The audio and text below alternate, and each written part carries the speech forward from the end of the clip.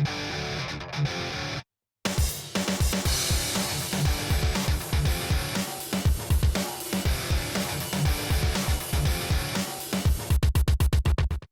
what's up, you wrestling fanatics and friends?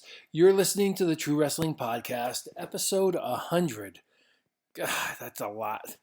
Anyway, thanks for tuning in.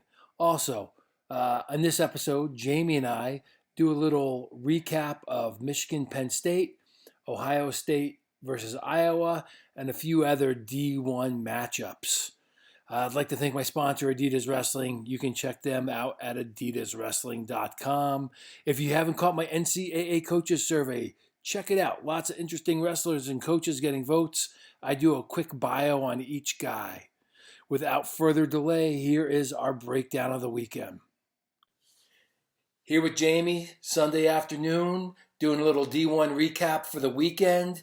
A lot of wrestling. I thought last weekend there was a lot of wrestling. This weekend there was a lot of wrestling. Next weekend there's big matches. So, I mean, it's a great time to be a Division I wrestling fan.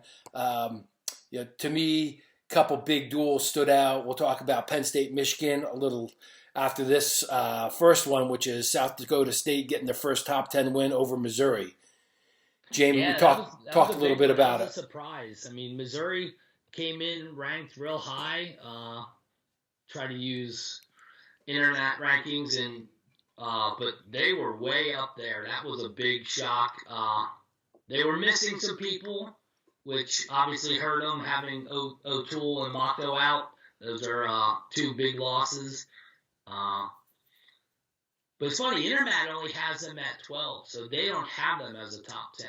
Gotcha. But I think some others had them differently, but that was a big win for South Dakota State. Damian Hahn's doing well out there, keeping the train rolling that Bono and those guys started. But the key even with the two guys that were out, I don't think they could have made up the difference. But the top three guys all were favored for Missouri, and South Dakota State won all three. Yep. So and then Rocky they won and Zach. The last five. I'm sorry, go ahead, say that again. They won the last five. South Dakota State won the whole second half of the match. Yep. They were probably favored with the lineup they had, they were favored in all. They were only favored in two of them, and pulled three upsets on the last two. Yeah, they beat Rocky and Zach Elam. AJ Neville's with his third team started out Penn State, went to Fresno State, I believe, and now to South Dakota State. Was AJ at Penn State? I know he had a verbal.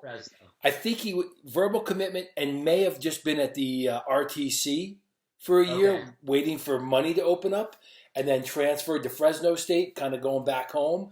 Then Fresno State dropped their program, and it's one of the things where people talk about Division I depth. This is like if you don't bring it, doesn't matter. You could be a 5, lose to the 22. We don't know who's sick. A lot of these guys are wrestling through colds or injuries or whatever it is. Anyway, the point is, it's a nice win for Damian Hahn. That's his he's been. I think this is his third year at South Dakota State. I could be wrong. He just gave up his assistant coach to go wrestle at Penn State. It's a nice win.